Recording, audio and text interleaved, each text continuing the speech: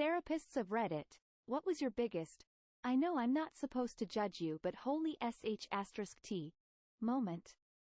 Okay, real therapist here. I got one. Some of my clients are shockingly bad at giving themselves credit. Holy shit. Like they might get a nearly straight A GPA in a brutal major while battling depression, or overcome years of phobia and get behind the wheel again, or write a literal novel, or raise a kid as a single parent with low income, or build new relationships after being burned, or cope with OCD well enough to hold down a job. And they'll talk about themselves as if everyone on Earth is better than them, as if their accomplishments are worthless.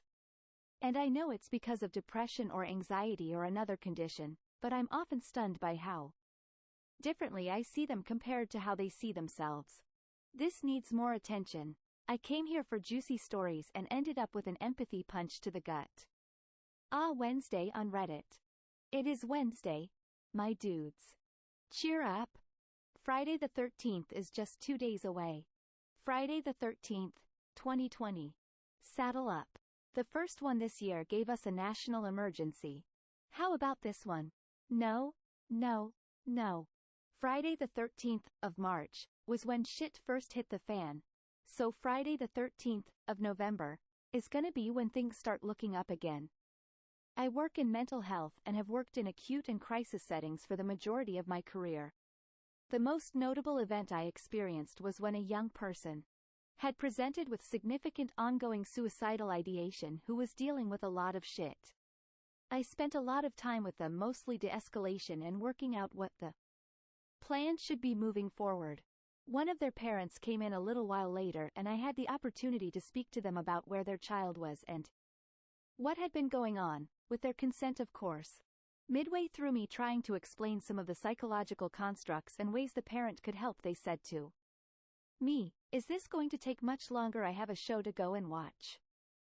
All I can say is, I never judge my patients. I have never walked their path or viewed the world through their eyes. But the people around them who perpetuate the suffering of the people I work with through ignorance, malice and selfishness, I judge them. Edit and a shameless one. I've tried to reply to as much as I could. I've enjoyed some of what I would assume is trolling and talking about some other people's experiences, as it's given me a chance to reflect on some of my own stuff. But I must go to bed. I'd like to ask one thing of anyone who reads this. Remember that you can help, even just by asking how someone is or wishing them well. People who you think may be struggling and even people who aren't. This year has been hard on us all, and I appreciate all of you who have said that those in care services have difficult jobs, but we have all struggled this year. Please be as kind as you can to each other, and I hope we can all look forward to a good December and even better New Year. Edit. 2. My use of the word judge needs some clarification. I do judge in some ways. It's hard not to with what I see, who I work with, and the situations they experience or have experienced. What I mean by not judging is that I do not allow my judgments to distort what I am seeing or how I am working, which will normally be to the benefit of the patient and those around them, trying to help them achieve their goals and meet their needs. Final edit. I didn't think this post would get as big as it has. And I cannot respond to every comment individually by any means. I'm sure the post will be getting less attention moving forward, but I just wanted to clarify some things. This parent, who many people have made multiple assumptions about, was not trying to redirect, deflect or remove themselves from the situation by stating they had a show to watch. The show being something else people have assumed was a TV show. Remember, I've made the comment above in the context of a situation that lasted around 5 to 6 hours for me, but took you a few minutes to read. With everything that's going on right now, I wanted to make this post to let people know. Those working in mental health have heard a lot. We don't judge you for how or what you're feeling, and we want to work with you to help you. I simply wanted to help in some way with a comment on the internet that I wrote in one go about an experience I have had. I know that the response to this has been overwhelmingly positive, but I would also like to say I did not mean to cause any offense or upset to anyone, or claim that I am some sort of unachievable goal of non-judgment. Anyway, I'm going to try and forget about this now. Wow, some people just shouldn't have kids. 100% not everyone is made to be a parent. Yeah, that's a parent. Yes, unfortunately they are a parent. During my training I was asked how would you feel if a client were to come to you and admitted they were a pedophile that was on the edge of committing seriously horrific acts? Could you see that person as another human being that needed help, or were your personal feelings about the abhorrent behavior too strong? This factor lead some people to not continue my course on to the next level, but it really illustrates the level of non-judgment needed in this field. We all have our own personal feelings, of course, but these get talked about in supervision. Edit. Wow, thanks for the awards. I'm glad it's raised an interesting topic for discussion. I'm enjoying reading them all. Even if I don't have the time to reply. Personally, in this instance I remember the Gandhi quote, "Hate the sin, not the sinner." Also spelling. Pedophiles are a great example for whether you're cut out of for this field or not. I've thought a lot about this and have worked with a few, but was able to view them as people having severe psychiatric troubles from trauma they've endured. That being said, the people I worked with were expressing extreme remorse. I know that working in this area could never be my specialty, and I refer clients out because I would have to work through too much of my own feelings about their actions. As the child of a convicted pedophile who died in prison, I can attest to the fact that most people get off on how much they hate pedophiles and don't bother thinking any deeper or engaging any more than that. It's a hard thing to love someone or give them the support and help they need. It's exactly because my father couldn't talk about it or get any help without judgment that the internal struggle, compulsions evolved into external actions. But nobody wants to talk about that, and everyone just wants to blame them for being born with, handed this problem. Obviously your actions are your own and you're accountable for them, but it's useless and self-serving to take that fact and turn it into a smug blame game, without ever envisioning a future where these people don't harm others and figuring out what role you play in that future.